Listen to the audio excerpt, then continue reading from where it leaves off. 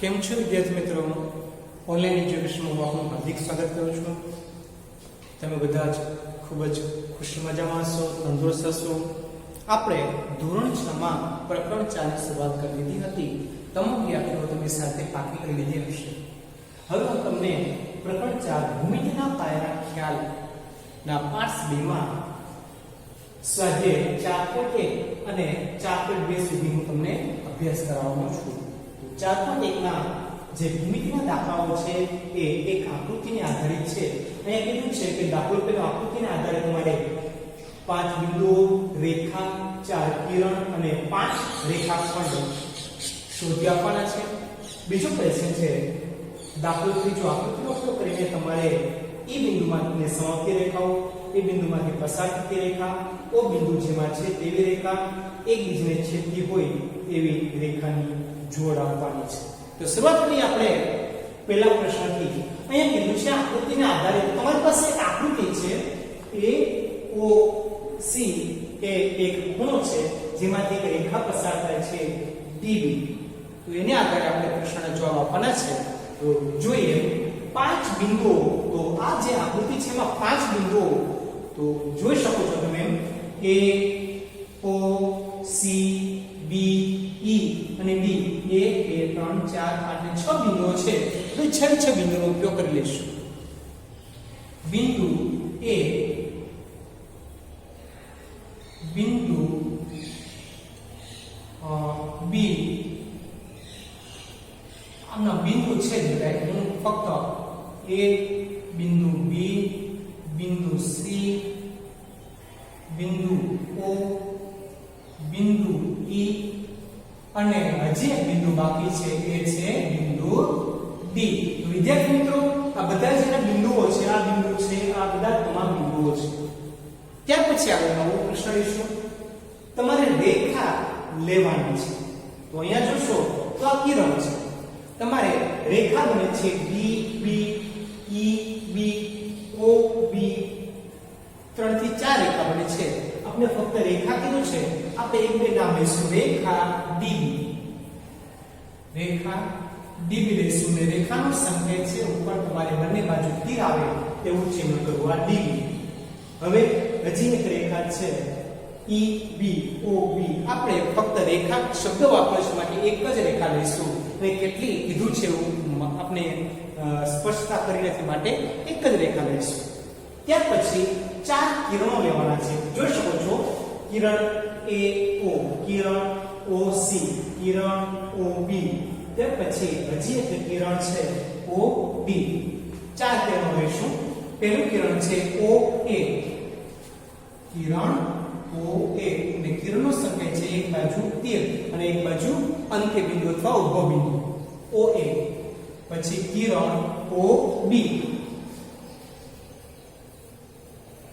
ત્યાર પછીનું કિરણ છે ઓ સી,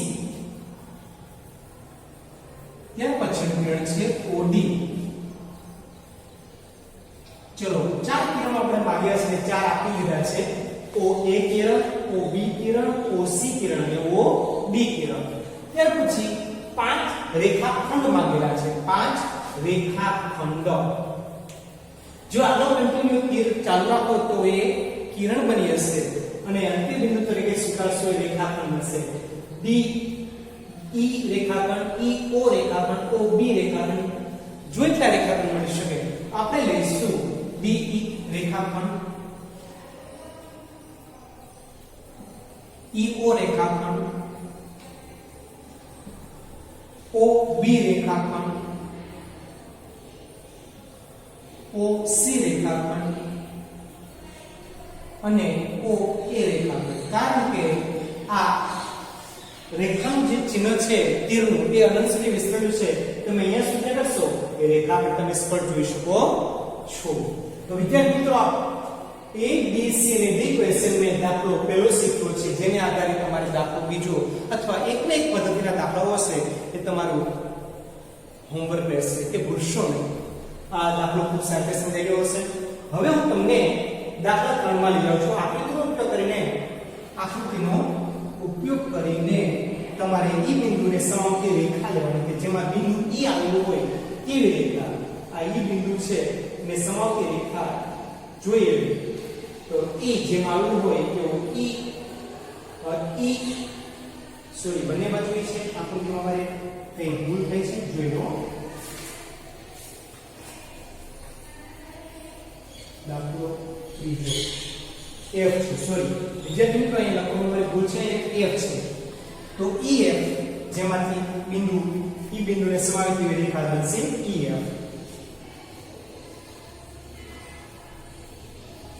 ef રેખા કીધું છે માટે ઉપર સ્થિર હોવું જોઈએ બરાબર સમજી લેજો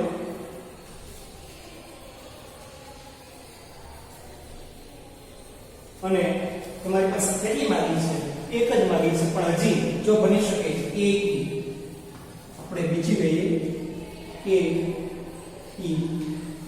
બે રેખાઓ મળશે એ બિંદુમાંથી પસાર થતી રેખા એ બિંદુમાંથી પસાર થતી રેખા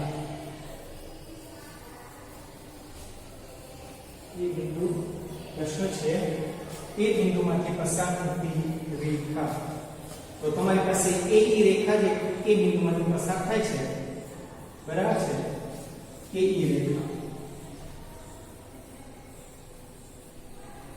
કારણ કે આ એક રેખા છે ઓ બિંદુમાંથી બિંદુ જેમાં છે તેવી રેખાઓ ઓ બિંદુ જેમાં આવશે તેવી રેખા તો તમે અહીં જોઈ શકો છો CO અને BO બે CO રેખા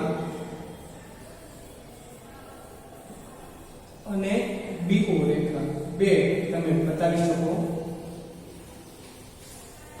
એકબીજાને છેદતી હોય તેવી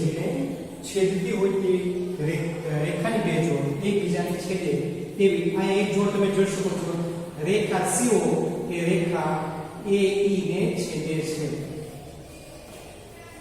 CO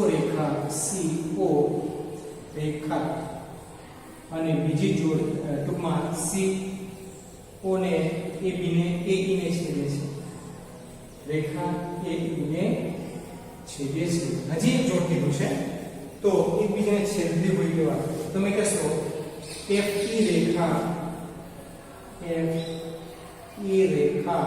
અને AE રેખા તો વિદ્યાર્થી મિત્રો આ પદ્ધતિના દાખલાઓ છે ખૂબ સહેલા દાખલાઓ છે હવે હું તમને સ્વાધ્યાય 4.2 માં લઈ જઈશ સ્વાધ્યાય 4.2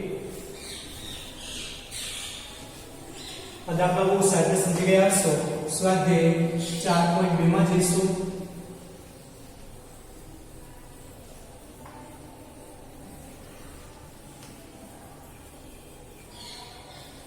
એનો પ્રશ્ન પહેલો જોઈશું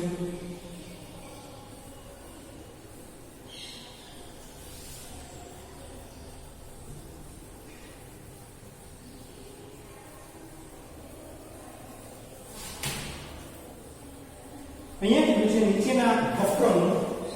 નીચેના વક્રનું આ દાખલો છે એ સ્વાધ્યાય 4.2 એનો પહેલો નીચેના વક્રનું ખુલ્લા અને બંધ વક્રમાં વર્ગીકરણ ખુલ્લો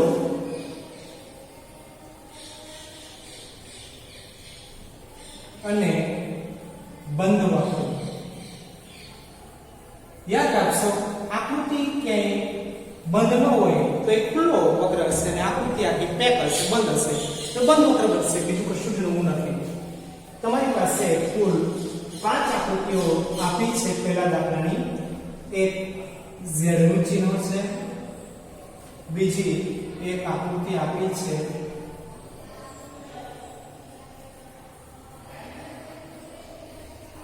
ત્રીજી આકૃતિ આપી છે ચોથી આકૃતિ આપી છે અને પાંચમી આકૃતિ આપી છે વર્ગીકરણ કરવાનું કીધું છે આ A B C D અને E આકૃતિઓ છે આકૃતિ A B C D અને E તમારે ફક્ત વર્ગીકરણ કરવાનું છે કયો ખુલ્લો વક્ર છે અને કયો બંધ વક્ર છે તો અહીંયા Z છે એ કોઈ જગ્યાએ બંધ નથી, જોઈ શકો છો. તો આ ખુલ્લો વક્ર બનશે. શું બનશે? ખુલ્લો.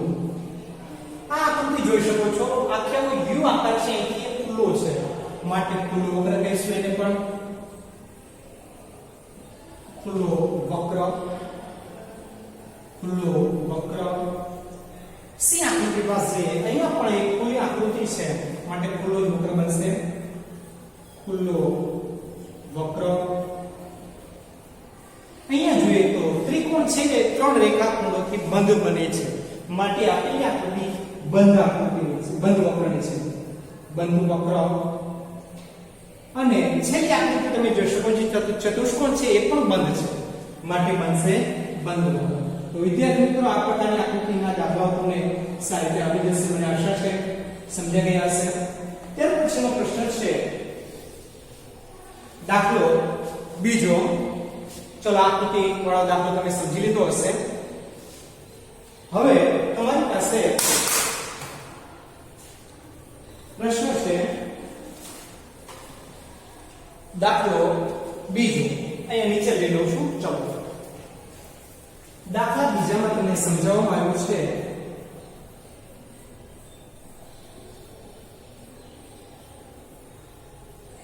દાખલાની ઇંગ્લિશમાં કહીશું સમ, SUM. હવે પછી હું કદાચ સમ લખું SUM તો તમને આઈડિયા છે કે બીજી સાઈઝ શું લખ્યું છે. સમ. બીજો, પરિસ્થિતિ દર્શાવતી રફ આકૃતિ દોરવાની છે, ખુલ્લો વક્ર અને બંધ વક્ર. એક આકૃતિ રચવાની છે જે ખુલ્લા વક્રની હોય,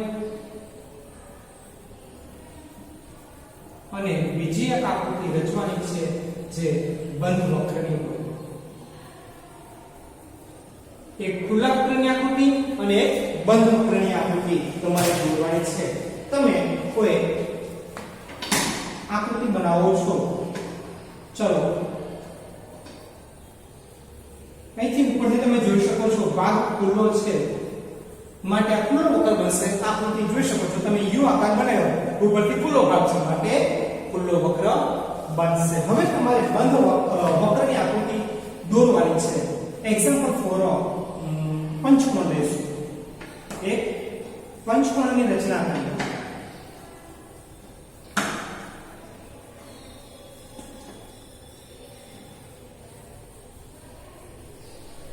પંચકોણની રચના કરીએ છીએ આપણે. તમારી નજર સામે તમે એ આકૃતિ સમજી ગયા છો. અહીંયા આ પંચકોણ છે, 5 બાજુઓ ધરાવે છે, 1 2 3 4 and 5. આ બંધ વક્ર છે કારણ કે આકૃતિ ટોટલી પેક છે. તો બીજો દાખલો પણ સાચા સમજી ગયા છો. હવે આ ચેપ્ટરનો સ્વાધ્યાય 4.2 નો છેલ્લો દાખલો તમને સમજાવીશ, અને અહીંયા આ સ્વાધ્યાય 4.2 પૂર્ણ કરીશ. ચલો છેલ્લો દાખલા નંબર 4 સમજાવી રહ્યો છું, બરાબર સમજો. દાખલો ચોથો, અને અહીંયા તમારો આ સ્વાધ્યાય છે એ હું પૂર્ણ કરીશ. અહીંયા એક આકૃતિ આપી છે ને એ આકૃતિ આધારિત આપણે પ્રશ્નના જવાબ લખવાના છે. એક આકૃતિ આપી છે.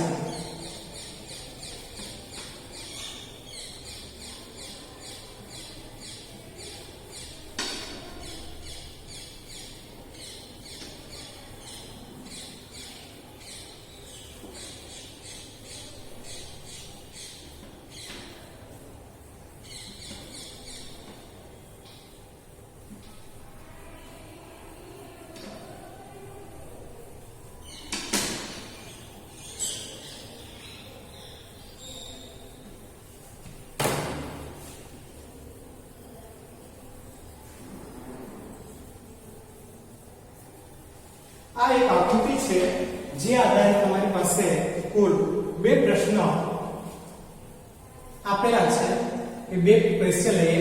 પહેલો ક્વેશ્ચન છે, નીચેની આકૃતિ પરિસ્થિતિ દર્શાવતી રફ આકૃતિ નીચે આપેલી આકૃતિ પરથી પ્રશ્નોના જવાબ. શું તે વક્ર છે? શું તે વક્ર છે? એવો પ્રશ્ન પૂછ્યો છે. વક્રની આકૃતિ જો વ્યાખ્યા તમને આવતી હોય તો તમે તરત જ સાચા પ્રશ્નનો જવાબ આપી શકો. બીજો ક્વેશ્ચન એને કીધું, શું તે બંધ વક્ર છે? શું તે બંધ વક્ર છે. બે ક્વેશ્ચન તમને પૂછેલા છે. હવે હું તેનો જવાબ તમને આપી રહ્યો છું. બરાબર સમજો વિદ્યાર્થી મિત્રો. સાવ સહેલા દાખલાઓ છે. ભૂમિતિ એ તમારા ગણિતમાં અંકગણિત, બીજગણિત અને ભૂમિતિ, તો ભૂમિતિ એ પણ તમારા માટે પાયો છે. બરાબર છે. શરૂઆત છે એ ધોરણ અત્યારે તમે 6 માં શીખો, પરંતુ ધોરણ 4 કે 5 થી ભૂમિતિ તમે શીખતા આવો છો. 5 માંથી મારા ખ્યાલથી તમને ભૂમિતિની શરૂઆત થઈ. ઓકે, ખુલ્લો વક્ર છે કે બંધ વક્ર? તો અહીંયા યાદ રાખશો, આકૃતિ જો ક્યાંય જોડાઈ હોય તો એક ખુલ્લો વક્ર હશે ને આકૃતિ બંધ હશે તો બંધ વક્ર હશે. બીજું, શું તે વક્ર છે? વક્ર એટલે કોઈ પણ સમતલ સપાટી પર બિંદુઓને જોડતા રચાતી આકૃતિ. તમે જોઈ શકો છો આ બધા બિંદુઓ છે જે દેખાતા નથી. આ બધા બિંદુઓ છે, તો આપણે બિંદુઓને જોડ્યા છે માટે તમારો પ્રશ્ન છે શું તે વક્ર છે? તમે કહેશો હા સર તે વક્ર છે. જવાબ આવશે હા વક્ર છે. સરસ મજાની આકૃતિ પર તમે જવાબ આપી શક્યા.